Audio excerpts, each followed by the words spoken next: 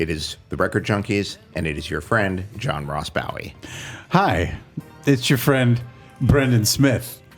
And with us today, sitting in the captain's chair, as per usual, as he would say, our guest today. It's been a long time coming. He's an actor, he's a writer, he's a performer, he's a damn good singer. God, he's a good rock singer. He's a noted author. He's a dad. He's a husband. He's a producer. Handsome. He's so handsome, thin as hell. Yeah. Good skin. Thank you. Excellent skin, yeah. Thank you. I mean, seriously, what are you doing, Ahmet Zappa? For the skin, it's just poisonous duck fat. I mean, you can't get it in your mouth, otherwise you get like some kind of like bird flu. It's very wet market skincare that I use. No, understood because You are glowing. Thank you. Yeah, and it looks good because I was feeling bad for you because one of your local places went out of business, shuttered, wasn't there anymore. A place that you used to go for your skin, no longer there. So whatever you're doing now, Ahmet Zappa. A place in this neighborhood? Yeah, I just exclusively get all of my skincare needs again at weird alleyways, wet markets. I mean, illegal farms. Yeah. Yeah. There's kind of like Joe Exotic places in the deep southeast that we can't even talk about. They're not really on maps. yeah. I mean, there's my skincare routine also gets rid of mosquitoes and hornets because you can smell. You can smell me. I smell. Totally understood. Yeah, whatever you need to do. We're going to actually do this episode in the Smell-O-Vision because the home audience shouldn't miss out on this. Yeah. Well, we should say, Are we listening to the Thompson Twins because we both love the Thompson Twins? oh, You don't. First of all, this record, Into the Gap, Yeah. is like it's my white album. hold hands. Let's go. Come on, hold hands. It's Hold Bangers. hands. All bangers all the All of it's time. good. All All bangers all Are the you time. being for real? I am being for real. We actually talked about this when I was on Rocktails. I like Into the Gap a lot. This is a really good record. I didn't do. I got excited to be on the show because I love the show, and to talk about a singular record and what you guys do on the show. I kind of went all emotion. I mean, that was like where I'm coming from. I'm not going to talk about it, but in prep for the show, I was listening to. You walked in. I was cranking Howard Jones. I had Level some 42 in there. and definitely had the Thompson Twins before you came in. I made it's my third spritz, by the way. Excellent. You wear it well. I started with the Thompson Twins for the first spritz. Oh. With Lies, yeah. Yep. But I love this record. Yeah. love There's this record. I love the it. side one closes with a banger called "No Peace for the Wicked." Wasn't even a single, but it's really good. John Ross Bowie, I'm not sure if you're familiar. The show's very meta today because obviously many Rocktailers watch this show. Ahmet Zappa, of course, the host of Rocktails with Ahmet Zappa, that I am also a part of, and Richard Sheltinga, Tricky Dicky. sitting across the table, and of course Naughty Gotti. What? So, but you are a guest today. I'm your guest. And I will say to you, John Ross Bowie, that one time we had the opportunity to talk via Tom phone Bailey? with Tom Bailey, who Wow. was in an undisclosed location in New Zealand at the time. And this is a fact. Yeah. We had him on for about an hour. And Gotti, how long did Ahmet Zappa talk? Oh, you're not mic'd up. Richard Sheltinga, how long did Ahmet Zappa talk during the Tom Bailey interview? I would say 90% of it. It was like meeting Kate Bush. I can't stop. I got so excited. I get it. But he specifically requested dinner. It wasn't just an interview. It was like, when you come to Los Angeles next, here are the restaurants that I'm going to take you to. Yeah, I still have hopes that we can pull that off. Yeah. Yeah, that can happen. What's happening? You're playing you try to pull up some of the interview with That's Tom something Bailey. that you're going to have to edit out, Richard. That's you just creating work for yourself over there. You recognize that. And I say that with a deep love and appreciation for your craft. I just did that. I also want to say one more quick thing just to clarify because I'm cropped. I'm going to keep it quick, but I'm worried that from the way I appear right now at this angle, this looks like a Che Guevara shirt when it is in fact it's a Weird Al shirt from the Mandatory Fun tour, and I just wanted to clarify that I am not in fact a Bennington freshman who just discovered, how his parents pay for his education. It's a Weird Al shirt. From my angle, it looks like George Bush as Che Guevara. George Bush as Che Guevara. Yeah, that, from my angle right here. I did not know, because doesn't Weird Al usually have facial hair? You're a friend of Weird Al. Weird It's Al. been a while. It's been a while. He's been doing long hair, no facial hair. He had a weird little stash for a while in the 80s and 90s, but he's dropped that and just has incredibly long ringlets and no facial hair these days. Did you? Were you ever in a Weird Al production of any kind? No, I wish. Do you love his movie? The UHF? Yeah. Yeah, I like UHF a lot. There's a lot of good stuff. Badgers. We don't need no stinking badgers. need no stinking badgers. There's tons of great stuff. Yeah. The Drinking late great- from the fire hose. Oh, scenario. it's stacked with great bits. It gave us Michael Richards. I think so. Yeah, it's He may have been in a Cheech and Chong movie. Well, he was on before Fridays. That. He was on Fridays. He was on Fridays. Of course, legendary. but Victoria Jackson's in that movie. Yeah. There's a lot to like about UHF, and I liked the fake biopic they did a few years ago with Daniel Rouse. I don't think he gets enough credit for. I mean, his music.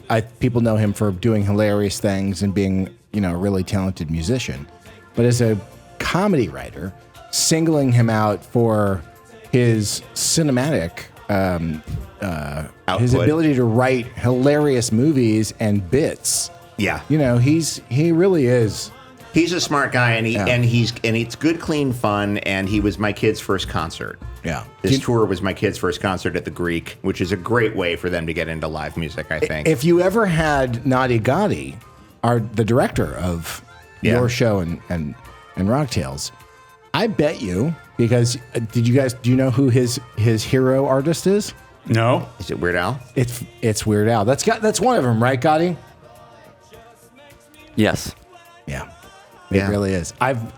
Over the holidays, because we get together. You're welcome anytime, because we have a newer friendship now. But we've spent many holidays together, and when people leave, I've had these sit downs where it would be Arrow and Gotti, and we would marathon Weird Al concerts. Yeah. For real. Yeah. Good times. No one understands it unless you understand it. And that you get it, and if you get it, you really get it. But they're phenomenal shows. They're phenomenal shows, and there's great costume changes, and bunches of stuff happen. Yeah. And last time I saw him was at the Wiltern when he was on his ridiculously ill-advised, self-indulgent tour, where it was all the originals. Yeah. No, they did like one medley of the parody songs.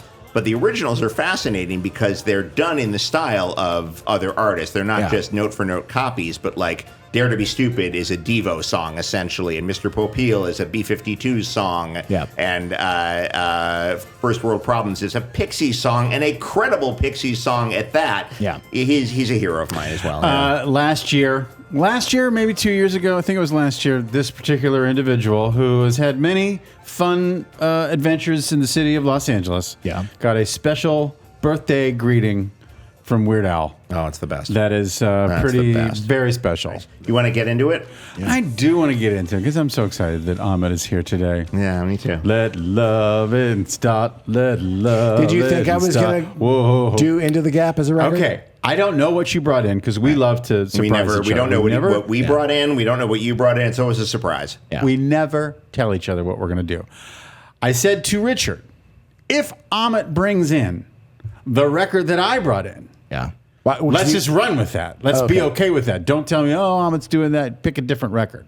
Because I think that there is a possibility tonight that you would bring in the same record as me because we share the love of so many bands. And I thought very specific bands. I thought about like leaning in to try to predict that or do that. Yeah. Because I know Brando's taste really well. That would have been. I mean, there's like 10 records that one in 10 chance. If we could have done that, knowing each other and nailed it, right?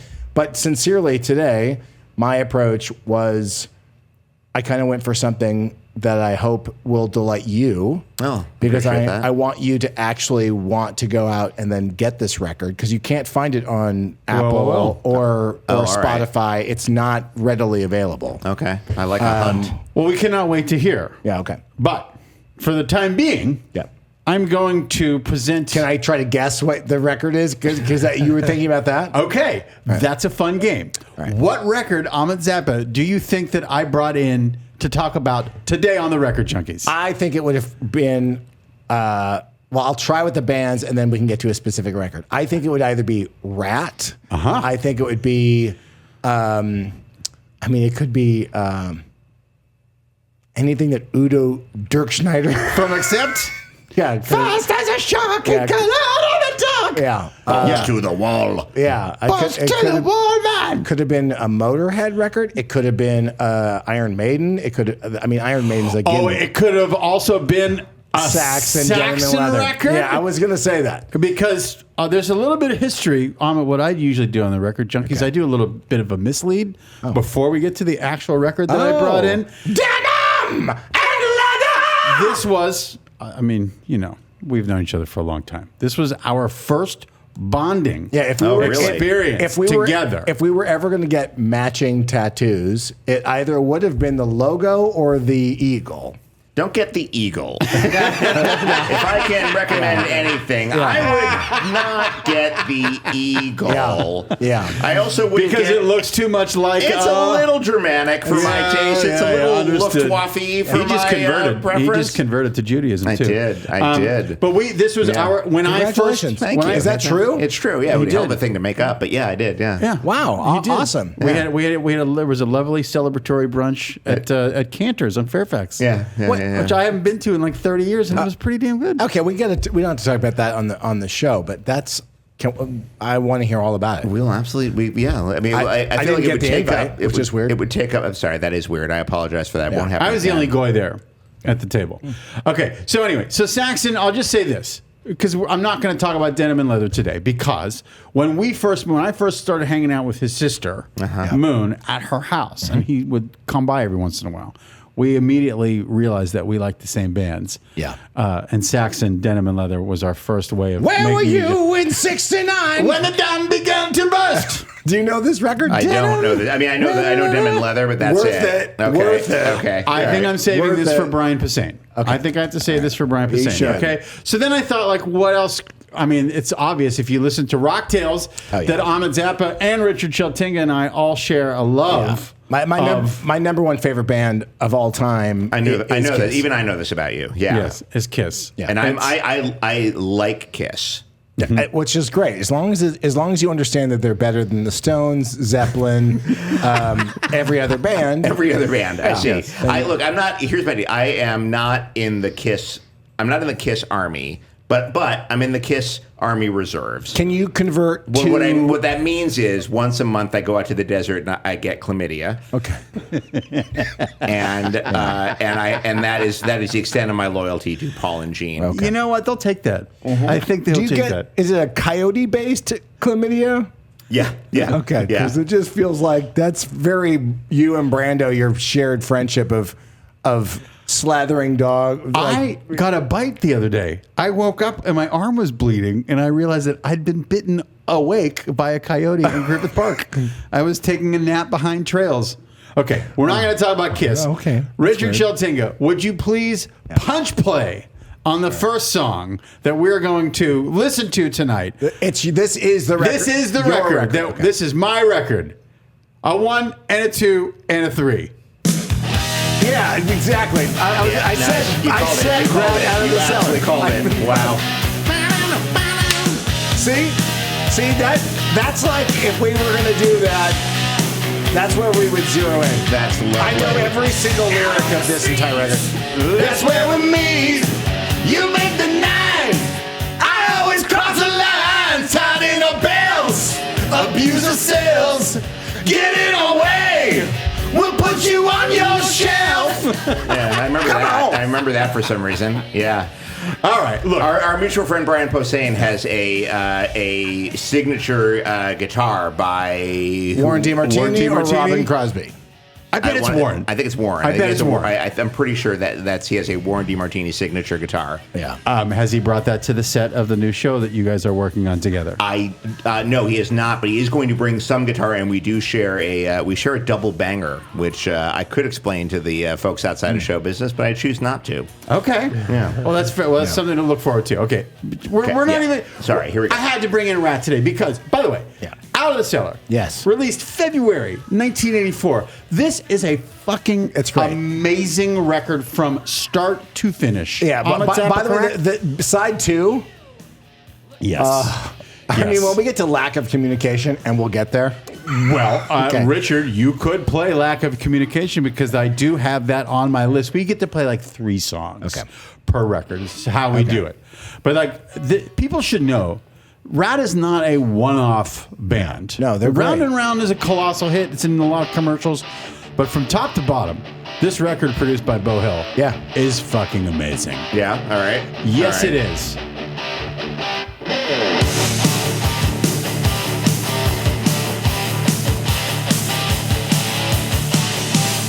Forged in the fires of the Sunset Strip. In the very early 80s. So good. Is this their issue song? Is this their what? Issue song? Are they solving issues here? It's more about 'Cause there's a lot of- communicating. It's more about communicating with a stripper. Oh, I see. It's more about Ratt. See, the world that we live in with Ratt is Sunset Strip. It's crazy girls. It's girls, girls, girls. It's the Body Shop on Sunset. Yeah. I mean, it's all that. Sure. Your world is, and you go to Cantor's late after the course. clubs close, and like You go to Lucy's, El Adobe.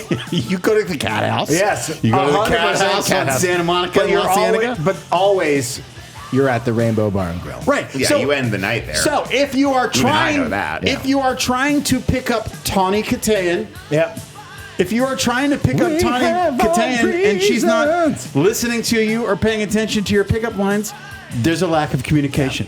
Oh, all right. Do you understand? Yeah, this has nothing to do with speaking your mind in a political setting. Okay. That is Tawny Katayan, by the way. Were they an So item, hot. her and Stephen? Not Stephen Piercy. Her and Robin Crosby I see. were dating at the time. And did she not later? Can you turn it up real quick? Listen to this. Back on. That moment right there. That's fun. Yeah, that's fun. Yeah, all right. So. I appreciate that. I'm glad you singled that out. That was fun. Question about Tawny Katayan that we can answer for you. She was she also connected with David Coverdale for a period, or am I? Oh, yeah. I mean, yeah. Obviously, right? But here's the thing. I actually think I would have to imagine that a young Tom Hanks on the movie Bachelor Party Oh yeah, of course. Yeah, good point. had to have tried, Had to have tried. right? Now, we don't know. I mean, if you're coming from the show Bosom Buddies, Right. right? You've got a little bit of, but but it's before Splash. They made Bachelor Party Yes. before Splash, and then its release was held up until after Splash. Now, keep in mind, now Tawny Katayan might be saying like, listen, Michael Dudikoff from American Ninja, he was also a bit player in this movie. So maybe Michael Dudikoff is being like, listen, who can do more blow, me or Tom? Good point. And who wants to do it off your nips, me or Tom? Good point. Right? Really excellent. So point. like, Yeah. this is like who's going in that giant babe? It's either Tom or it's me. Right. You- Are we dealer's discounting choice. Adrian Zmed? Adrian Zmed isn't getting any play in this conversation? Is he interested in Tawny Katayan?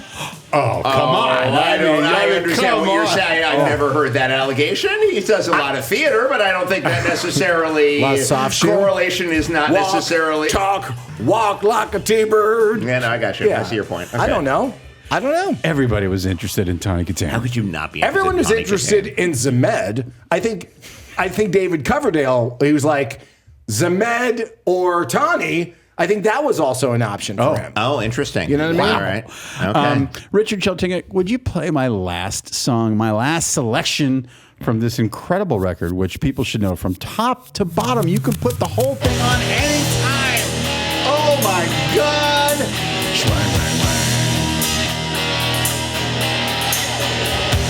This was a video on MTV. Oh, yeah. And our friend Stephen Piercy, here he comes. Wang, wang, wang. Oh, this is my favorite Ratt song. This is Wanted Man for people listening. Okay. Who might not be familiar with. This was the lead track. This opens the album. Round and Round is not. Here we go. With snake eyes, you cross me, you hypnotize. Your hot leather. Your hot leather. A cold steel. I'll make you move. I'll make you feel like a human target. In my eyes, I got you within my sights. Okay, how long? And by the rope, you will hang.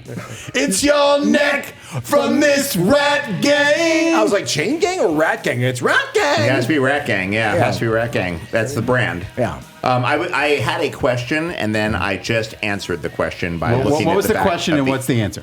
I said, what I remember, obviously, being who I am most about Ratt is that Milton Berle was Is in in the all- Round and Round video. All the videos. And I lot was of the videos. going to ask how that happened, and then I see here there is a credit, personal management, Marshall Berle. Yeah. So, Nephew. Got it. Nephew. Thank Marshall you. Berle, actually, and also Marshall Berle was very instrumental in a lot of the Sunset Strip bands that would play at the Whiskey. He is steeped in the history of heavy metal in Los Angeles. Marshall Berle. Fun For fact real. about metal, right? And Coxman, right? Yeah. Uh-huh. Milton Berle Yeah. Famously. famously outdogged all those dogs. Famous third leg. Yes. Famous third leg. Yeah. TriStar Berle. Uncle Milton. Yeah. Don't know about the nephew, Marshall, Yeah. but Marshall. You know what? I am willing to let Marshall coast on his uncle's reputation, though. I got no problem. By all means, Coast on his third leg? Is that what you're yeah, saying? by all means. Surf on that thing. I don't care. Yeah. Before we move on Longboard. to your record, Yes. is there anything you would like to say about Ratt? You have a personal relationship with Stephen Piercy. We've been lucky enough to have Yeah. Stephen Piercy on Rocktails in the nice. past. I think that they don't get enough credit when you think about the 80s, right? What are the bands that it's kind of mutated? I think most people go to Bon Jovi, right? I think some will go to Iron Maiden because it's Well, when just such a I thing. think specifically LA metal, Ratt is probably top three. I mean, obviously Yes. they're a little eclipsed by Crew and Poison Yeah. in terms of sales, and I don't know in sales. I don't know if that's true. Poison seemed like they were omnipresent for a while there, man. For a while, they did awesome. Yeah. To get to that level, I mean, we could, if we had I mean, computers. did Poison outsell Ratt significantly more? I don't know that I that's feel the like case. there was a second Poison record that really did well, and I don't recall a second Ratt record doing that well. And I stand to be Well, corrected. you're absolutely wrong. Okay. They had 4 incredible records back to in back. terms of sales, however. Yeah, I think so, The, too.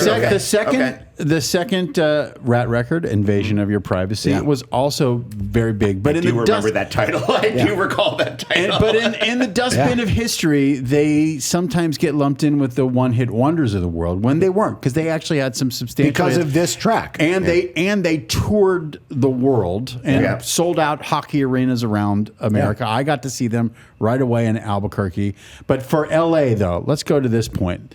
For the LA of it, they are critical to the success of the Sunset Strip. They are born of the Sunset Strip, even though Piercy's from San Diego. Oh, but really? they were a critical part of what was going on. And they lived in Culver City. But the relationship between Good schools. these guys and Van Halen starting out, Yeah. there's fun stories. But if you listen to Steven's book,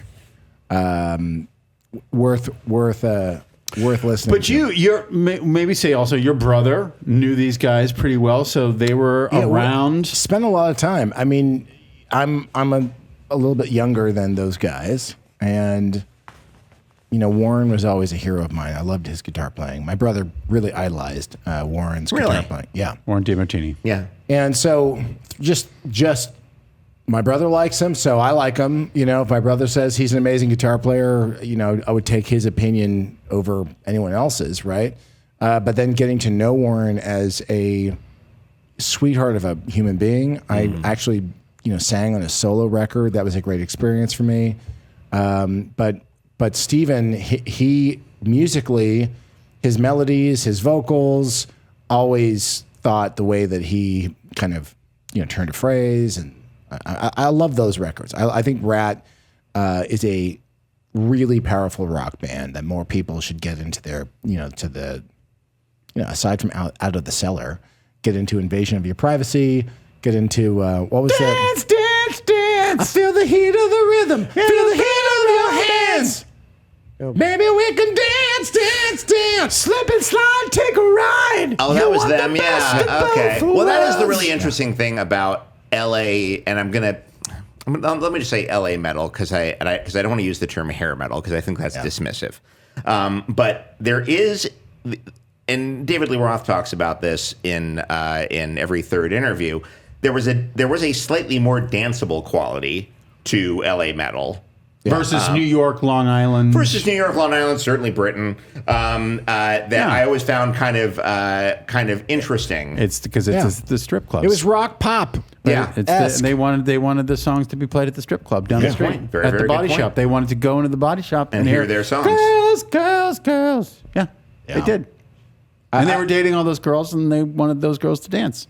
Because Ari's used to have a fucking wet T-shirt concert contest every Tuesday night. I feel like there were many big 80s bands, and you were judged more by your music video than the quality of your music. Yeah, that's fair. I think that's a thing that happened to a lot of those guys. So I don't know. The last sort of big moment for Ratt before the band kind of imploded after Robin passed. Unfortunately, he got AIDS, and that's horrible. But it was on the last big track was on that. What's that surfer movie with Keanu Reeves and Point Break? Yes, Point Break. They had a humongous title track. Nobody rides for free. Nobody rides for free. Great song. Awesome. Nobody rides for free. Warren DeMartini looks cool on the wing of an airplane that's going down. Yep. It was the sort of last big kind of production that felt very metal, and then it became very grungy after that. Well, right, yeah, of course. And they got ground up in what happened in the early 90s. Yeah. Okay, Ratt, all day Ratt. I'm sold. Yeah, no, you. Hopefully you'll get deeper into the catalog. But I have is it my turn to share? It is. It's your turn. So I was turned on to this particular artist, and it was definitely not. This was a eye-opener in terms of ingestion of different kinds of music. Right, this really opened me up because I was listening to mostly metal and definitely a lot of new wave. All right, so like Bananarama, Kate Bush, Van Halen, Dokken, Ratt, as we talked about, Scorpions. This was the majority of what I was listening to. But also a little Howard Jones, clearly, and yeah, a lot of you like some synth stuff. Yeah, for sure. Like Tears for Fears, Depeche Mode. You were Howard K-Rock Jones. and KMET at the same time. Yes. Well put. KNAC. KNAC. Yeah. Oh, turn the dial and rip the knob off. Def Leppard. Just not this. It will make more sense, I think, when I pull the record out and as we hear a couple of the tracks. So I was never someone who liked kind of more spoken, wordy music. I was not a Bob Dylan fan. I was not a Stones fan. I love the Beatles. Even Led Zeppelin, not really kind of, felt a little not my generation too when I got this record played for me. Okay. And so it was played for me because I met two girls at summer camp. Okay. Right? They didn't speak any English. Phenomenal. And I love this novel. Okay. So named? We just called them the Frenchies. But classy. Carry on. Great. And I became friends with them. It was so after summer camp, I get this phone call from their father. And he said, I said, let's stay in touch. And he came over to the house to pick me up because I was going to be like, sure, I'll come hang out with the girls, no problem. And this gentleman, Claude, became like a second, kind of like a father figure to me. And we just loved hanging out.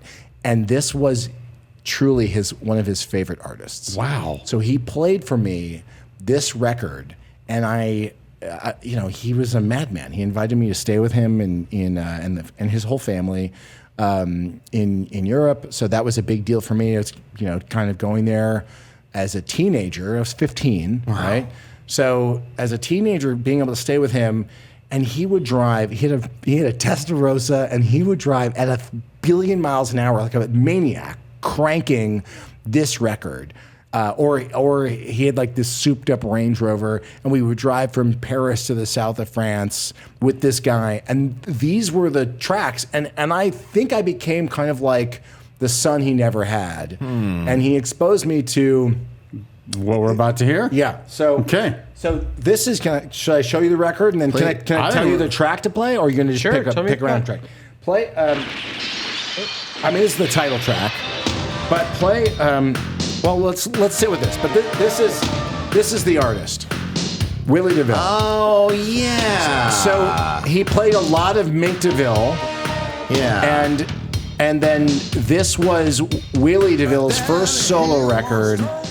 And as himself, I mean, the Mink DeVille, I guess the previous 3 or 4 records, he had none of the original band members from his, the Mink DeVille lineup, right? So some do consider his previous Mink DeVille records as more solo work.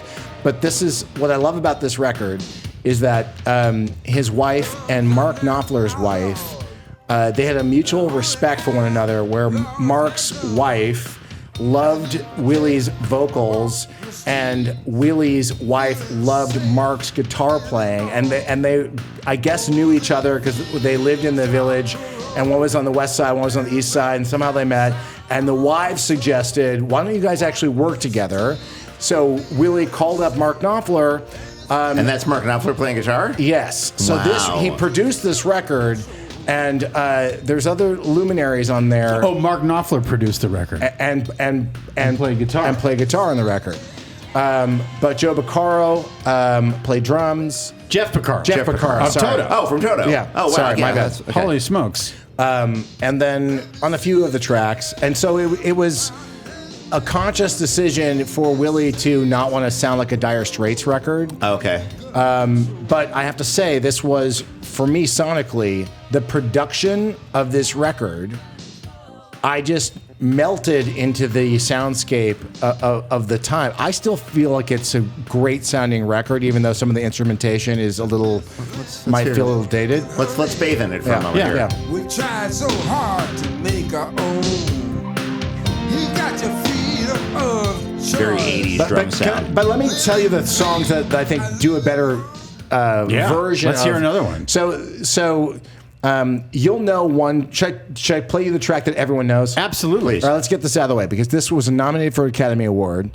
It happened to be a coincidence where the track was, Willie wrote the track, but Mark was working on the soundtrack for a little movie called The Princess Bride. Oh, all right, yeah. And so play Storybook Love.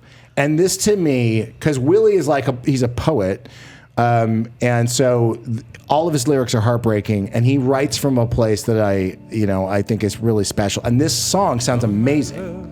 I'll tell you a tale. Yeah, of course, yeah. Boy and girl. I love it. It makes me cry. Makes me think of my wife. Makes me think of so many things. You love The Princess Bride, too. I love it. Peter Falk turns to Fred Savage and says, "As you wish." What am I, made of stone here? I just gave myself chills. What the fuck? Yeah. Because he loves his grandson. Yeah. Once upon a time. You can be cynical all you fucking want. That fucking streak, by the way, Rob Reiner's streak in the 80s is insane. It's undeniable. It's Sure Thing, Spinal Tap. When he looked in Oh God, I'm missing something. Princess Bride. When Harry Met Sally. Yeah. That's a better 80s than Spielberg had. That's a really strong run. And get you a big house in Benedict Canyon. it's as real Right? as Okay. So all of that. So he has a very chameleon-like voice too, and so It's a little weightsy right there. and this is the thing. So that when I say like spoken word kind of musicians, I go to John Waite, not John Tom Waite, Waits. Tom Waits, and Bob Dylan. Yeah. And like they're John Prine. yeah. Lou Reed. Yes. So not anything I was drawn to. Even like in my own world, I was exposed to it from like Captain Beefheart, of course. And I was like, that's not like where I naturally go. Right. And not that this song does that. I'll play you the song that does what I'm talking about, and this is a really simple, sweet way of expressing. You hear every lyric, you know what I mean? In some songs, you don't know what the hell the singer's talking about, right? No, this is very clear. And he's telling the story that just, I've listened to this on repeat.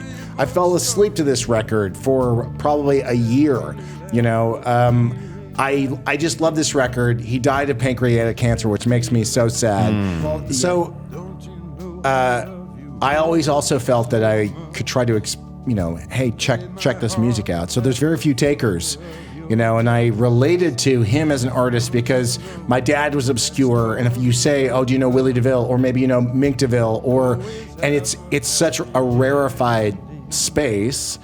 And the thing that's also awesome about Willie is he was the house band at CBGB's. That's right. Yes, I did know that. And so he Circa. Late 70s, early 80s, yeah. Like Okay. at the like a once a week residency kind of thing. If you look at those old ads, it'll be like Talking Heads one night, and then another night it'll be just like Monday night is Mink his DeVille. night. Yeah. And so the impact that he also had in the music community, because he was a guy who he was a musician, and he had real flair, real style, real attitude. So Everybody had to have a sexy lady on their album cover.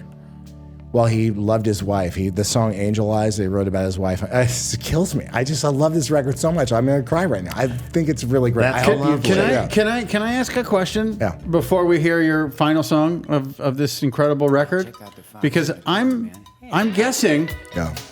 that you Yeah. and Claude Yeah. actually changed the course of heavy metal history with this record.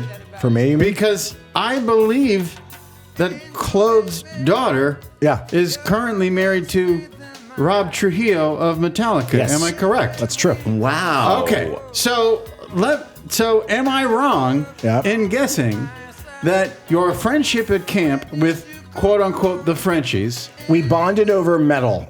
We bonded over suicidal tendencies. Yes.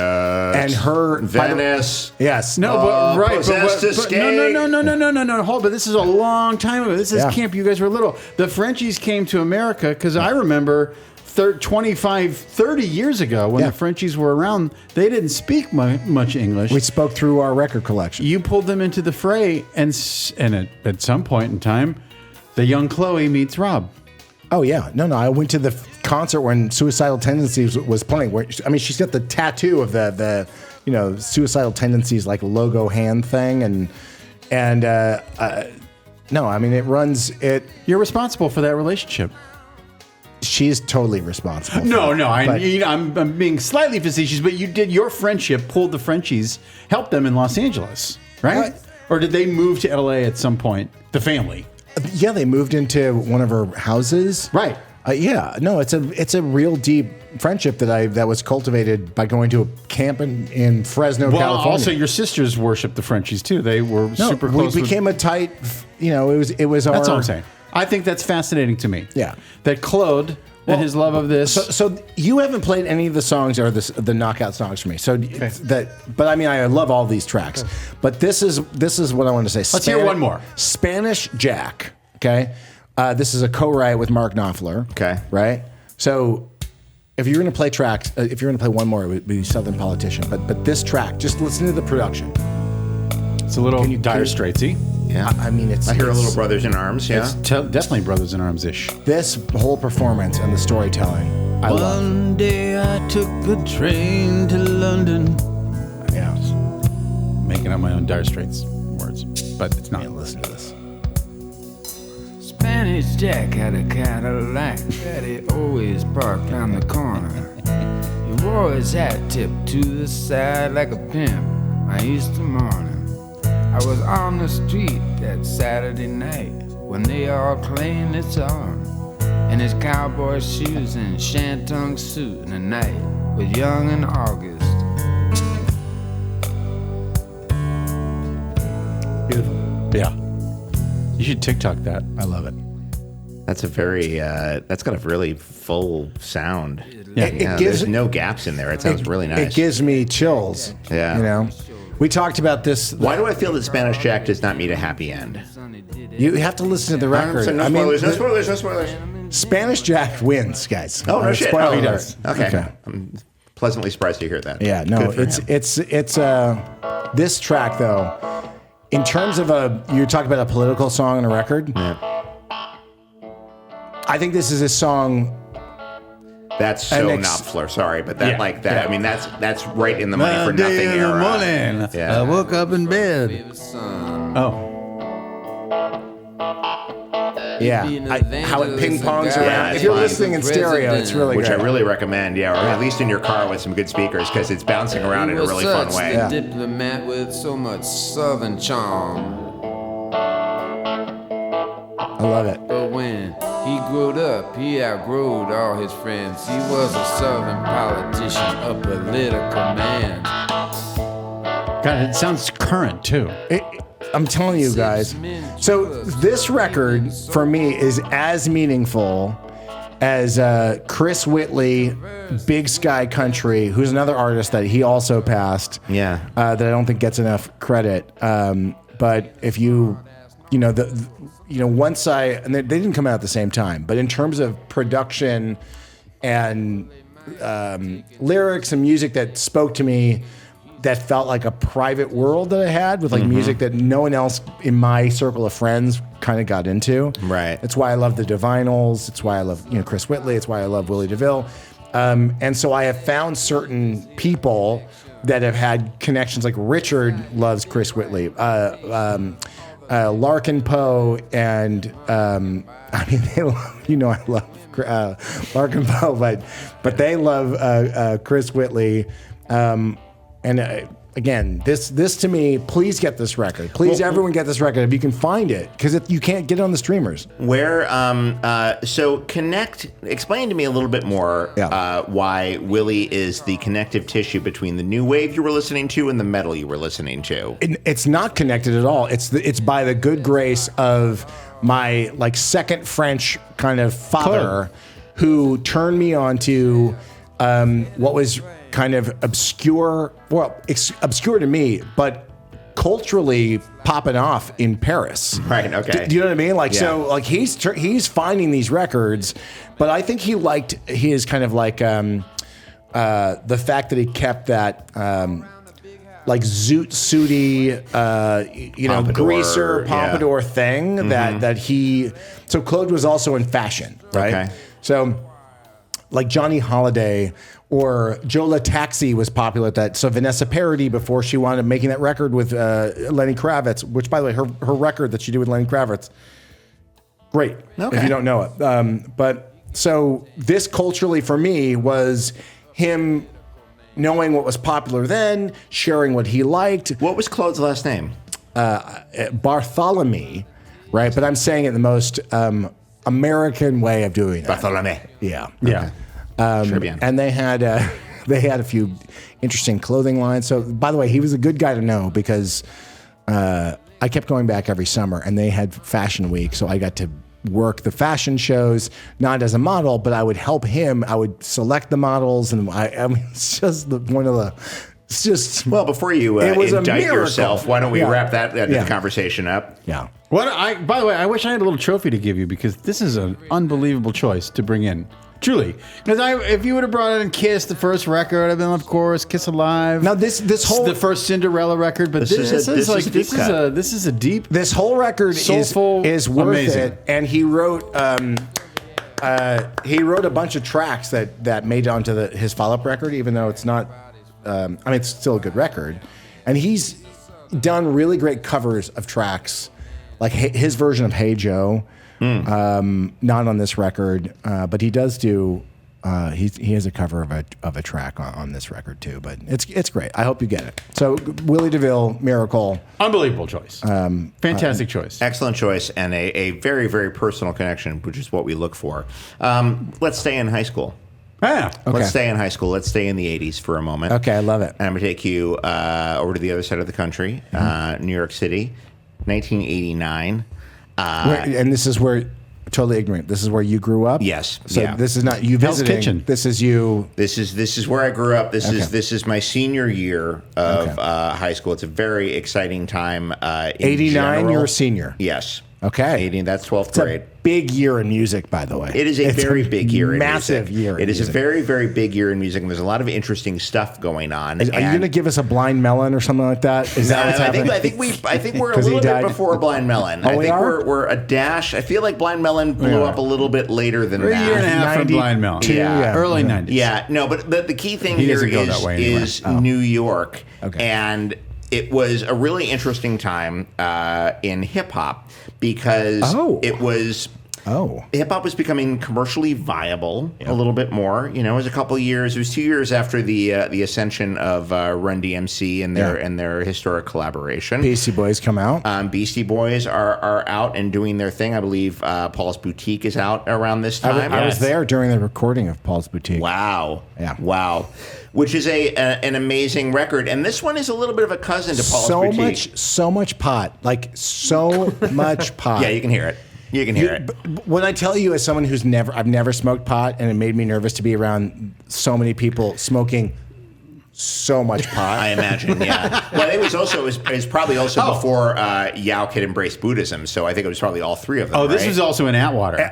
This was in the studio in Atwater When I Village. tell you what I didn't know, like joints look like cigars. Yeah. Mm-hmm. Yeah. Right? Yeah. And it wasn't just like, oh, well, let's just do that. It was like, keep going. Yeah. Like so much, as So my recollection. this group, on that note, was called by the Village Voice the Hippies of Hip Hop. Oh. Can I guess? Can I try to guess? Sure. Is this going to be, I think it's going to be one of my wife's favorite bands. Whip, whip, whip, whip, whip, whip. Yeah! For sure, De La Soul. She loved De La Soul. I mean, come on. Yeah. You loved this when it came out. Well, my whole high school loved this record. Okay, so This was a transformative record, This by is the a way. transformative record on a number of fronts. Culturally, in my high school, which, let it be said, was literally the most, demographically, the most diverse school in New York What school? City.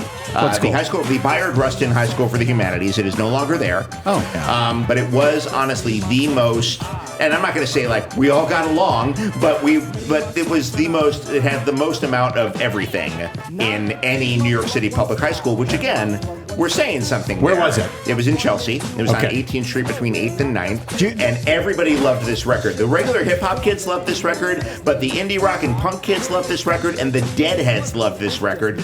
And I went to go see it with that sort of mixture. I went to go see them at the Ritz on a great bill where D-Light and Third Base opened up. Yeah. You wouldn't have D-Light without these guys. Or is it the other way around? They were kind of at the same time. No. D-Light had... Groove is in the House. It didn't come out before this, did it? No, it came out like the summer after. This is like early in the year. Groove is in the Heart comes out later that year and blew up immediately, especially in New York. They played the Palladium on New Year's Eve. D-Light had a real big run in New York. But this record, what's so interesting about this record is that the production is fascinating. Yeah. So fascinating and so dense that it also was not streaming for decades. Oh. You could not get this on a streamer because they had not cleared all of the samples they had to. And so this record, this particular song, Me, Myself, and I, biggest hit off this record, can absolutely still fill a dance floor to this day, 35 years later. This is a fairly standard, it's got some P-Funk in there, and these are standard samples. But Prince Paul, who produced the record, he had gone to high school, Amityville High School, with all of these guys in the 80s. They're a couple years older than me. He was a really interesting cat who got influence from all over the place and went far beyond the usual James Brown and P-Funk sources for some really interesting samples. If you would play I Know, Richard. But this is also, I didn't realize it was a double LP. It wasn't. Okay, it's not. This is just a special edition version, or this is when it was re-released and to coincide with its final streaming release. So this song's called "I Know," and it's a love song. It's a straight up, but it's also them sort of expressing their positive vibes in a time when hip hop was either like kind of cynical and angry, or very political and angry. Right. They were out there with big medallions that had peace symbols on it, and they were all about positivity. There's a sample from Otis Redding. I know this, but not because of all my earthly treasures, or regardless. This is like my cousin Lala in her car. Wait. We crushed this. Steely Dan. This is the first time I heard Steely Dan was their sample on I Know. Because I didn't know from Steely Dan. I really did, but somebody said, "Oh yeah, that's a sample from this song called Peg," and I listened to Peg, and I was like, "Oh, this is pretty good too." But Prince Paul, the production on this record is a much like Paul's Boutique. It's just a dazzling array of collage. It's just an audio collage, one audio collage after another. It's so fun and so interesting. And when it was re-released, finally a few years ago, because I had the original vinyl, which was just two sides. This one has a richer sonic quality, and it also has a whole extra page of liner notes where they finally clear and give credit to the thousands of samples on this record. But this is a moment in time, because it's pre-CDs, right? CDs had just come out. Your richer friends had CD players. Yeah, 87, 86, 87. I did not yet. And the majority of how I heard this record was on cassette. In Lala's, I think, black Nissan NSX, or not NSX, or like Nissan X, or something. Can I explain Lala historically for John? Please. Lala was an it girl in L.A. his cousin in the late 80s, early 90s.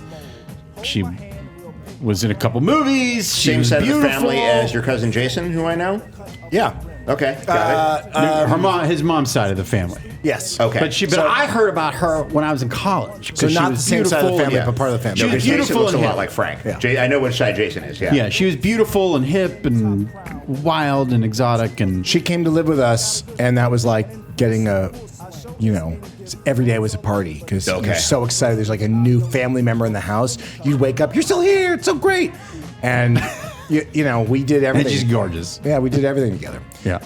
But this record, it had such an impact on MTV too. It was a big sort of shift. They really leaned in with this band. Well, because they were fun. They were fun to look at. They were all, again, the aesthetics. We talk a little bit about the aesthetics of 80s metal. These guys were brightly colored. Yeah, they totally. were, and they were doing something. It's not the first record where they had all their friends come on, but Tribe Called Quest make their debut on this record. Right, so that was Buddy. That's who I thought. That's the name I couldn't remember. Oh, okay. That's the band I thought you were going to bring in, and my wife loved. She loved this, but A Tribe Called Quest and the Beastie Boys loved these guys. Oh, I'm sure. And again, you hear Paul's. It's a cousin to Paul's Boutique, which is also a densely sampled and really interesting collaged record. And real quick, before I am going to call on you, Brendan, I promise.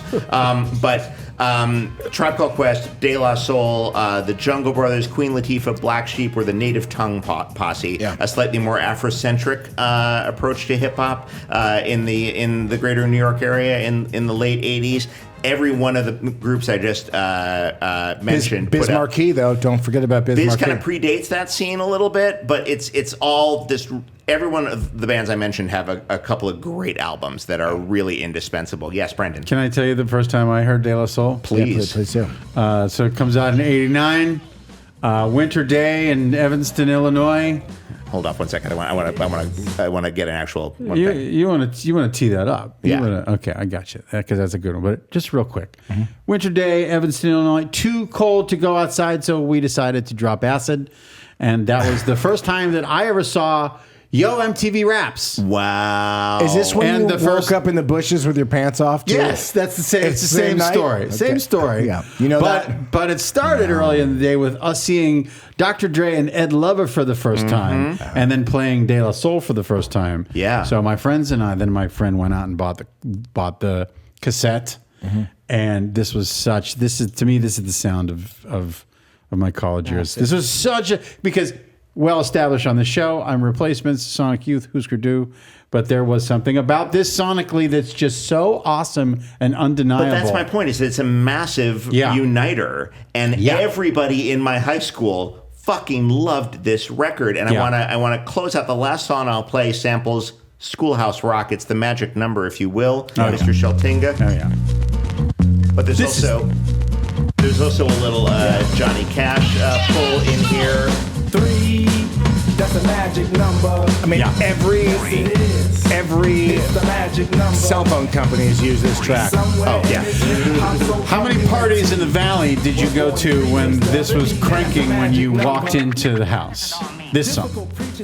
I mean, all the time. The thing that they do so awesome on in this record, and people are going like, yeah, duh. I mean, so many people do this, but for me, this was really a moment where the things we said on the schoolyard in elementary school, it had a nostalgic callback, which is what I think was really fun about what was happening throughout this record. They were able to synthesize like that moment from your like 7 to 11 to make it relevant when you're like 20. It felt like a feel-good memory. Schoolhouse Rock. Yeah. Where you're just, I can't believe that. So you had this kind of level of nostalgia, familiarity that I think was, I mean, maybe other people were doing it, but they did it so well. I think they did it really, really well and perfected it. And they may well have been the first. It's hard to. I mean, maybe Das FX a couple of years later were doing something similar. Did you have a bonding experience at your high school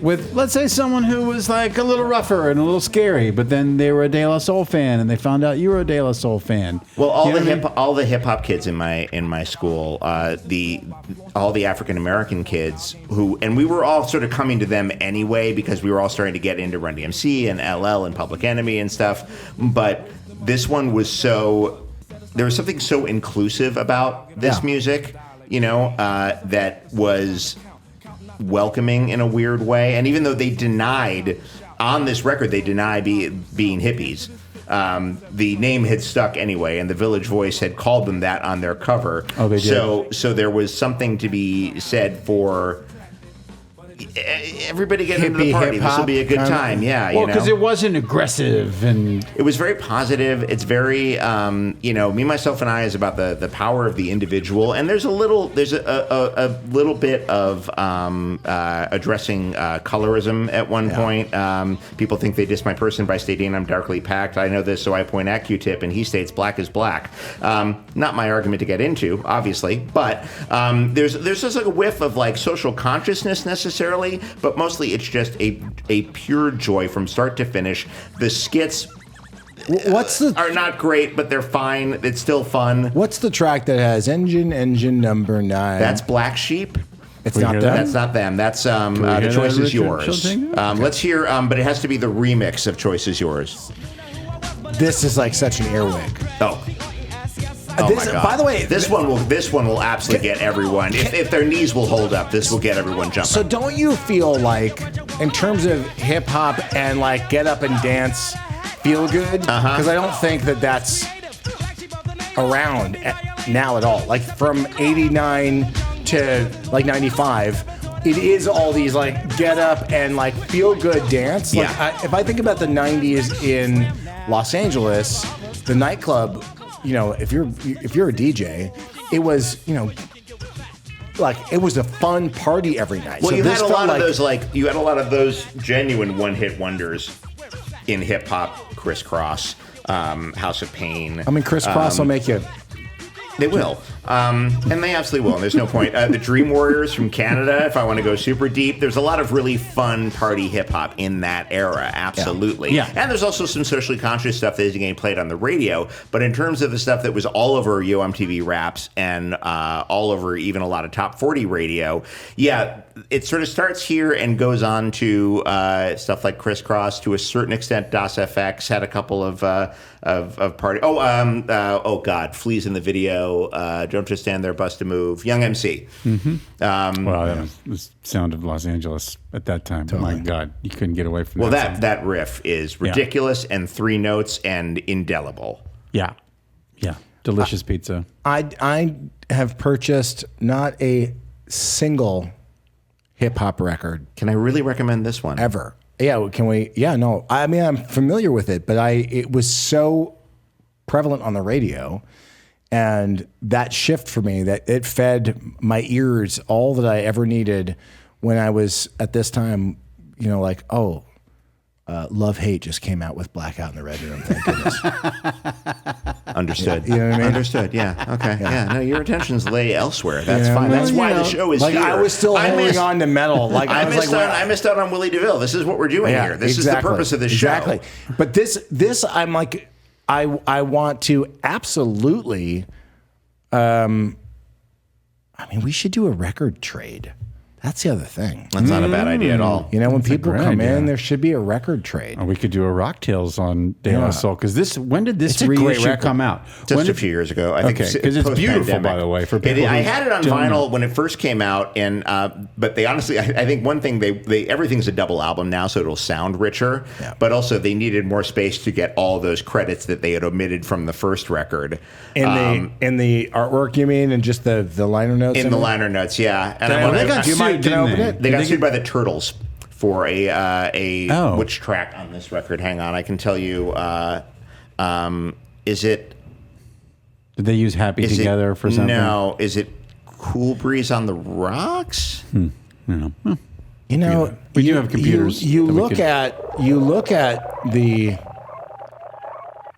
Was this a ridge? Yes. Like, did you see this? That was a ridge. You got the big cartoon, and you got the whole thing from Tommy Boy Records and everything. That was all there. The cartoon was there. Yeah. Right underneath that, there's that sheet that says that record that has the whole rundown and a bunch of new thank yous because they needed an army of lawyers to clear everything. But this really is a choice. I mean, think about what's happening, right? To have peace. And you know what I mean? To kind of live the message and the vibe. The same year, great. Boogie Down Productions puts out a record where KRS-One is Holy and Uzi on the cover, and that's the same city. It was a really, and by the way, that record, which is called By Any Means Necessary, is really good too. But I don't go back to it as often as I go back to this one because I need to cope. All of these covers, by the way, this entire thing is the color scheme for Freak Out. You're right. It is. It is the color scheme for the first Mother's Invention record, isn't it? Yes. You're absolutely right. Mr. America, Walk On By, your schools that do not teach. Yeah. So this being my all-time favorite color. Wow. That particular fuchsia. Yeah. That Frank fuchsia, we'll call it. This is like so synonymous in my mind with this entire color palette. Oh, so that's nice to hear. I always, I can appreciate it. I will send a quick rest in peace to Trugoy the Dove, who we lost in 2023. Way too young. Really? Way too young. What was he, 54? About that, yeah. I think it was a heart thing, but an incredible talent. And it was, by the way, just after the release of this record, which broke my heart. Shall we raise a glass to Willie? I think as we close the show out, we did it, you guys. To Willie, to our friend from Ratt. Yeah. To Robin Crosby. And to Trugoy the Dove. Yeah. May their memories be a blessing. We're the Record Junkies. Thank you so much for joining us. Yeah, thank you for having me, guys.